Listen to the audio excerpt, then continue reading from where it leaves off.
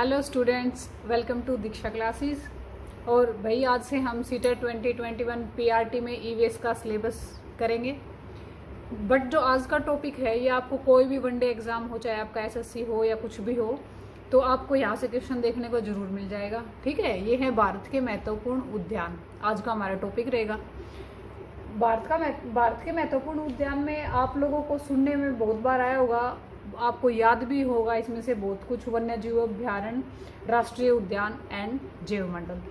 तो पहले हम इनको याद करने से पहले कि राष्ट्रीय उद्यान कहाँ कहाँ हैं, किस वजह से प्रसिद्ध हैं, इन चीज़ों को जानने से पहले हम इन तीनों चीज़ों के बारे में डिफरेंस को जानेंगे। बहुत सारे बच्चों को इन चीज़ों के डिफरेंस का ही नहीं पता होता कि राष्ट्रीय उद्यान क्या होते हैं, वन्य जीव अभ्यारण्य क्या होते हैं और जैवमंडल क्या होते हैं। तो पहले हम इन तीनों को के बारे में जानेंगे, उसके बाद हम भारत के प्रसिद्ध राष्ट्रीय उद्यानों, वन्य जीव अभ्यारण्यों के बारे में जानेंगे। ठीक है, तो पहले हम इनको जानते हैं कि ये क्या होते हैं।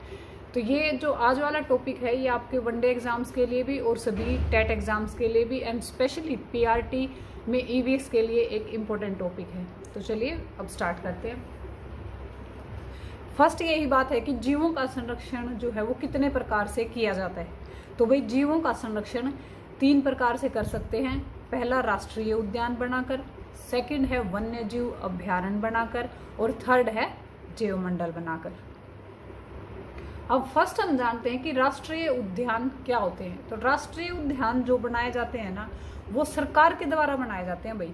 तो उनके ऊपर पूर्ण रूप से सरकार का ही नियंत्रण होता है, सरकार ही उनको चलाती है हर तरीके से। ठीक है, तो सरकार की निगरानी में रखे जाते हैं। फिर है कि इस पे व्यक्तियों या पर्यटकों का प्रतिबंध होता है। ठीक है, कोई भी बाहर का व्यक्ति यहाँ पर आ जा नहीं सकता है, उस पर प्रतिबंध लगा रखा है। थर्ड है कि वर्तमान में जो है वो देश में लगभग 105 राष्ट्रीय उद्यान हैं। ठीक है, वर्तमान में कितने हैं? लगभग 105। फिर आपका सेकंड है वन्य जीव अभ्यारण्य क्या होते हैं। तो ये होते हैं कि किसी भी राष्ट्र की जो शासन प्रणाली है उसके द्वारा या किसी निजी व्यक्ति के द्वारा जीवों को संरक्षण प्रदान करने के लिए ये जगह बना दी जाती है, उसको बोलते हैं वन्य जीव अभ्यारण्य। इसमें पर्यटकों को घूमने फिरने की अनुमति होती है, ये उनके लिए, पर्यटकों के लिए खुला होता है।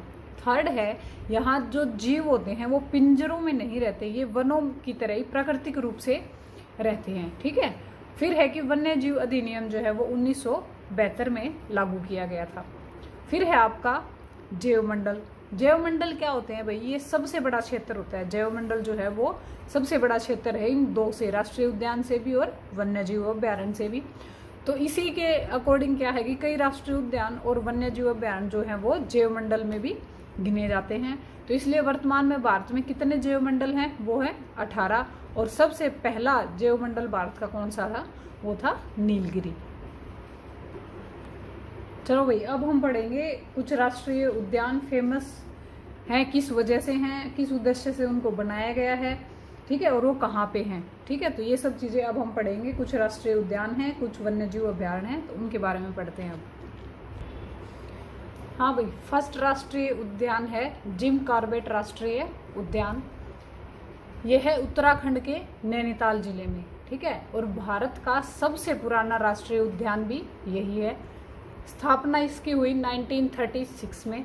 इसको बनाने का उद्देश्य क्या था? इसको बनाने का उद्देश्य था बंगाल टाइगरों की रक्षा करना। और यहाँ पे क्या है, सबसे ज़्यादा बाघों की आबादी इस राष्ट्रीय उद्यान में सबसे ज़्यादा पाई जाती है। तो आप भी इसी तरीके से करिए कि आप उद्यान का नाम ऐसे एक साइड में रख लीजिए और उसके जो इम्पोर्टेंट पॉइंट्स हैं वो उसके सामने रखिए, ईजी हो जाएगा आपको लर्न करने में। सेकेंड है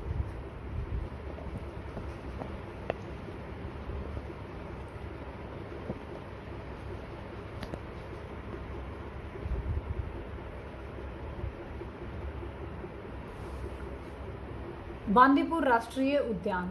और ये कहाँ है भाई? कर्नाटक में। और इसमें क्या है कि भारत का सबसे बड़ा जैवमंडल रिजर्व क्षेत्र कौन बनाता है? वो है बांदीपुर राष्ट्रीय उद्यान। और उस जैवमंडल को क्या कहा जाता है? उस जैवमंडल का नाम क्या है जो सबसे बड़ा है? वो है नीलगिरी। और सबसे पहला भी कौन है भारत का जैवमंडल? वो है नीलगिरी।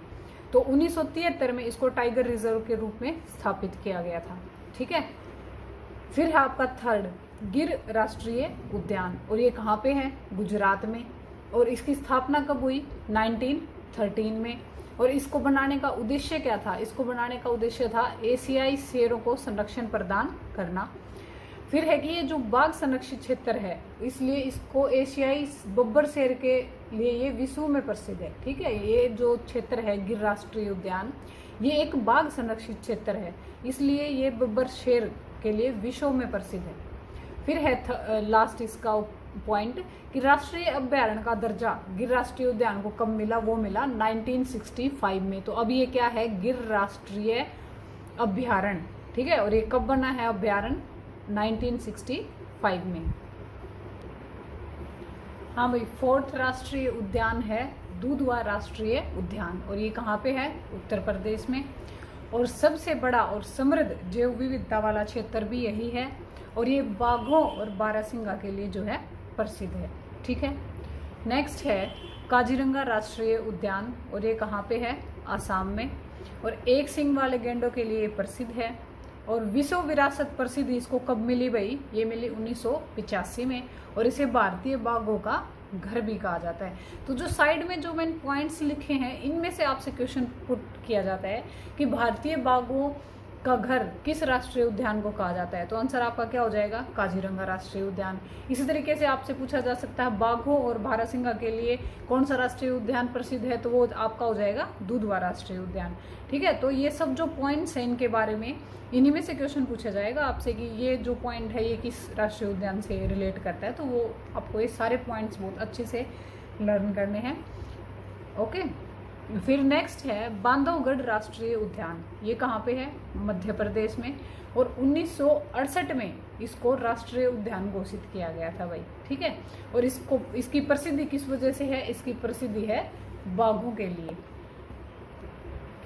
फिर आपका नेक्स्ट है सेवंथ नंदा देवी राष्ट्रीय उद्यान, और ये कहाँ पे है? उत्तराखंड में। नंदा देवी चोटी पर ये स्थित है।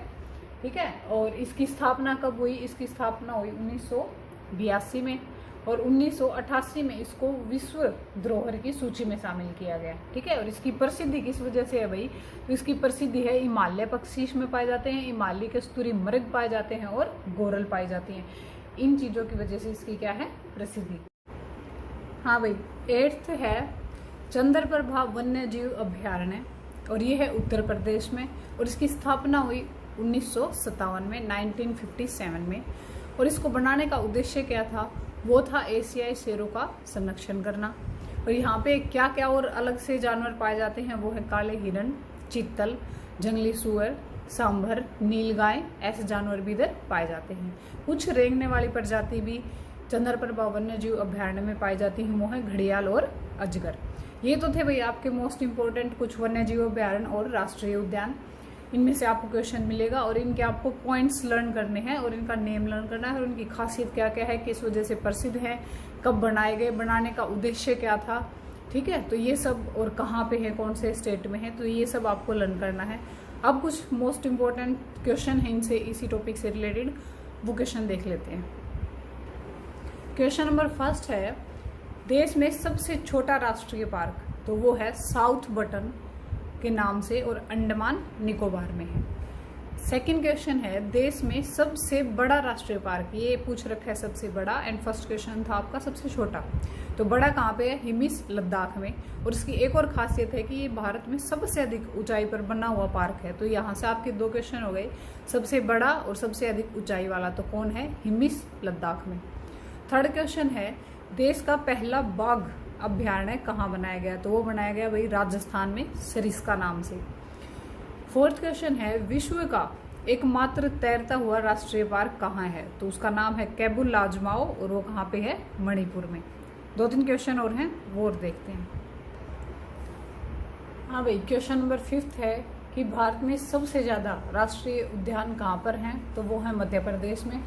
6th है भारत में सबसे ज्यादा वन्य जीव अभ्यारण्य कहाँ हैं, तो अंडमान निकोबार में। वो था राष्ट्रीय उद्यान, और ये है वन्य जीव अभ्यारण्य। दोनों में डिफरेंस मैंने बहुत अच्छे से आपको करा दिया। आई थिंक क्लियर हो गया होगा कि राष्ट्रीय उद्यान क्या होते हैं और वन्य जीव अभ्यारण्य क्या होते हैं। नेक्स्ट है देश का सबसे बड़ा वन्य जीव अभ्यारण्य कहाँ पे है, तो वो कौन सा है, तो वो है नागार्जुन सागर, और कहाँ है? आंध्र प्रदेश में।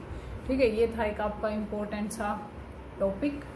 और भाई वीडियो को एटलीस्ट 1 फ्रेंड के पास तो शेयर कर ही दिया, अगर इतना तो कर ही सकते हो, है ना। Thank you.